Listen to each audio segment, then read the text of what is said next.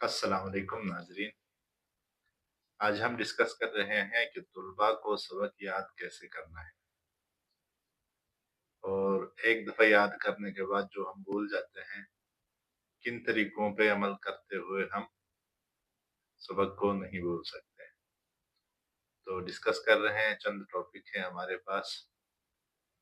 पहला तरीका है रिवीजन यानी दोहराना। जितना आप पढ़ लेते हैं, उसको आप बार-बार दोहराएँगे तो आप कभी भी नहीं भूलेंगे। दोहराने का जो दौरानिया होगा वो हफ्ता या महीने में आप दोहरा सकते हैं, जिससे आपकी याददाश्त मजबूत हो जाती है। उसके बाद और कई टेक्निक्स हैं जिनको इस्तेमाल करते हुए आप अपना सबक याद रख सकते हैं। एक है एक्टिव लर्निंग, फ़आल यादगिरी जिसे कहा जाता है। फ़आल यादगिरी ये है कि जब आप पढ़ते हैं कोई भी चीज़, तो पढ़ने के साथ-साथ आप उसके नोट्स बनाएँ, सवालात बनाएँ और अपने दूसरे दोस्तों वगैरह को पढ़ाएँ, जिससे आपको याद हो सकता है। उसके बाद अमली आप प्रैक्टिस करें।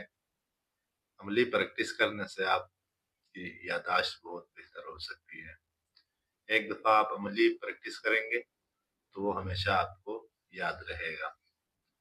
उसके बाद है तस्वीरी यादगिरी यानी विज़ुअल लर्निंग। ये क्या है? मालूमात को आप तस्वीरों अच्छा, उसके बाद है तस्वीरें बनाना, विज़ुअल लर्निंग। विज़ुअल लर्निंग क्या है? जिसमें आप तस्वीरें, चार्ट्स और माइंड मैप्स की तरह यानी ज़हन में कोई चीज़ नक्श करके उसको आप याद रख सकते हैं, जो आपको वक़्त की तरह याद हो जाता है। उसके अलावा रंगों और डायग्राम्स वग़ैरह बना के भी आप अपनी याददाश्त को बेहतर बना सकते हैं।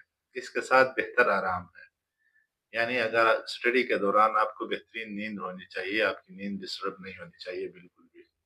अगर आपकी नींद डिस्टर्ब हो गई तो आप सही से नहीं पढ़ सकते हैं। इसके लिए कम से कम आपको 24 घंटों के अंदर 7 से 8 घंटे सोना ज़रूरी है। अच्छा, मुताले के दौरान भी आपको वक़्फ़े लेने ज़रूरी हैं। यानी हर 3 घंटे, 4 घंटे बाद एक मुनासिब-सा वक़्फ़ा आप ले लें, तो उससे आपकी याददाश्त बेहतर हो जाती है और आप अपने असबाक को अच्छी तरह याद रख सकते हैं। उसके बाद सेहतमंद ग़िज़ा है, हेल्थी डाइट, जैसे फल, अखरोट, सब्ज़ियाँ वग़ैरह, मछली जैसी चीज़ें। इस तरह की चीज़ें खाने से आपका जो याददाश्त है, वो बेहतर और मज़बूत हो सकता है।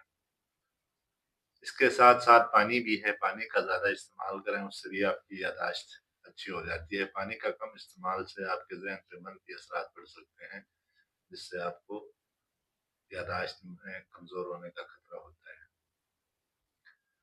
उसके बाद मेमोरी प्रैक्टिस है, याददाश्त की मशक़ें, मेमोरी एक्सरसाइज़ेज़ जैसे पज़ल्स और क्रॉस वर्ड्स या मेमोरी गेम्स वग़ैरह भी खेलने से फ़ायदा होता है।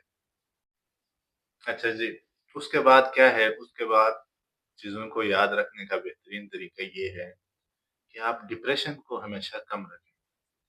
कोई भी चीज़ का टेंशन ना लें, चाहे एग्ज़ाम का टेंशन हो, फ्यूचर का टेंशन हो, फाइनेंशियल प्रॉब्लम्स हो या व्हाटएवर।